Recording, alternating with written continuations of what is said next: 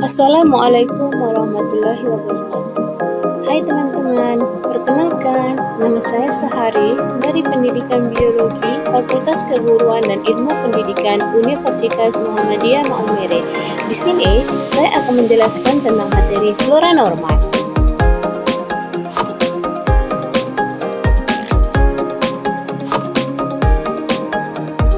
Pengertian flora normal.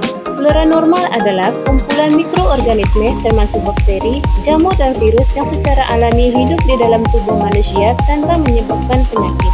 Mikroorganisme ini biasanya ditemukan di berbagai bagian tubuh seperti kulit, saluran pencernaan, saluran pernapasan, saluran kemih, dan alat kelamin. Flora normal berperan penting dalam menjaga keseimbangan ekosistem tubuh manusia dan berkontribusi pada kesehatan secara keseluruhan. Manfaat mempelajari flora normal. Yang pertama, membantu mengetahui jenis infeksi yang mungkin timbul setelah terjadinya kerusakan dari jaringan tubuh. Yang kedua, dapat mengenal sumber infeksi dari mikroorganisme penyebab yang dapat diisolasi dari infeksi klinik. Yang ketiga, infeksi Escherichia coli pada usus tidak berdaya. Bila menginfeksi saluran kemih dapat menyebabkan sistitis. Yang keempat, dapat mengetahui cara terjadinya infeksi yang disebabkan oleh flora normal pada inang. Keuntungan flora normal bagi tubuh. Flora normal mensintesis beberapa vitamin seperti vitamin K dan B12. Flora normal mencegah timbulnya kolonisasi mikroba patogen. Flora normal bersifat antagonis dengan bakteri lain yang merugikan. Flora normal menstimulus perkembangan jaringan tertentu seperti jaringan limfatik. Flora normal menstimulus produksi antibodi. Peran flora normal. Yang pertama, melindungi dari patogen. Yang kedua, produksi nutrisi. Yang ketiga, membantu pencernaan. Awal mula flora normal. Pada keadaan alamiah, janin manusia mula-mula memperoleh mikroorganisme ketika lewat di sepanjang saluran lahir. Jasad-jasad renik tersebut diperolehnya melalui kontak permukaan, penelanan, atau penghisapan.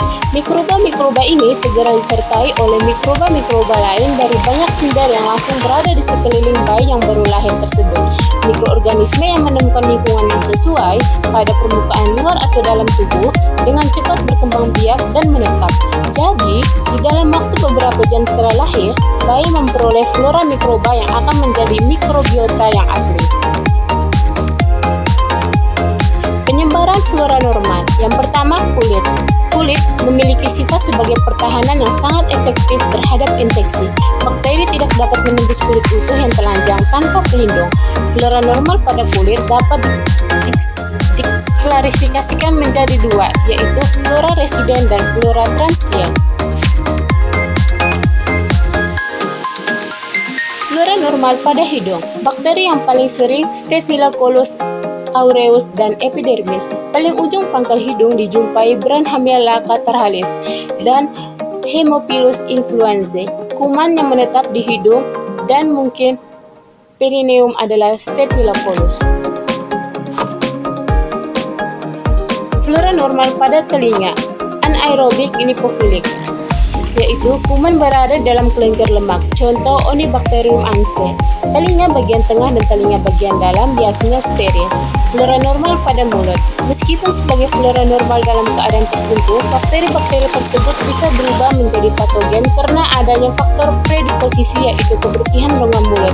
Sisa-sisa makanan dalam rongga mulut akan diuraikan oleh bakteri menghasilkan 8 asam. Asam yang terbentuk menempel pada email menyebabkan demineralisasi, akibatnya terjadi karies gigi. Bakteri flora normal mulut bisa masuk aliran darah melalui gigi yang berlubang atau karies gigi dan gusi yang berdarah sehingga menjadi bakteremi.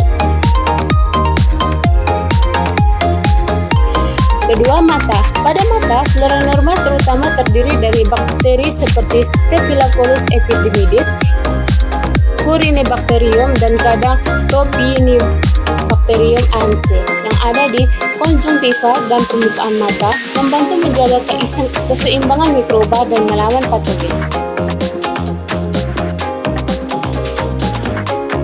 Telinga. Pada telinga, terutama pada bagian luar seperti saluran telinga, flora normal meliputi bakteri seperti Staphylococcus epidermidis dan Rhinobacterium yang melindungi kulit telinga dari infeksi dengan menghambat pertumbuhan mikroba patogen lainnya.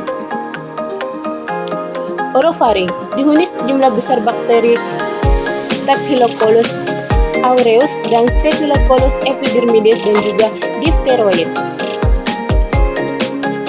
Lambung, isi perut yang sehat pada praktisnya steril karena adanya asam hidroklorat di dalam sekresi lambung. Di lambung, karena pH yang sangat asam, hampir tidak ada flora normal yang dapat bertahan hidup.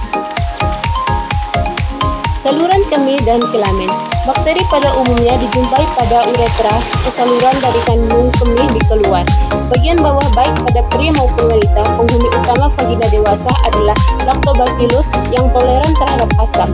Mikroorganisme yang mampu berkembang baik pada pH rendah ini dijumpai di dalam vagina dan mencakup Enterococcus, Candida albicans, dan sejumlah besar bakteri anaerobik.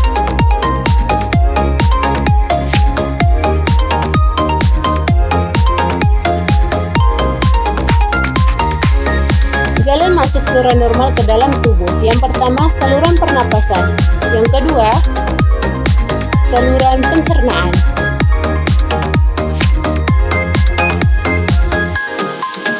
Flora normal pada bagian tubuh tidak selalu menguntungkan. Dalam kondisi tertentu, flora normal dapat menimbulkan penyakit bila terjadi perubahan substrat atau berpindah dari habitat yang semestinya. Sekian dan terima kasih.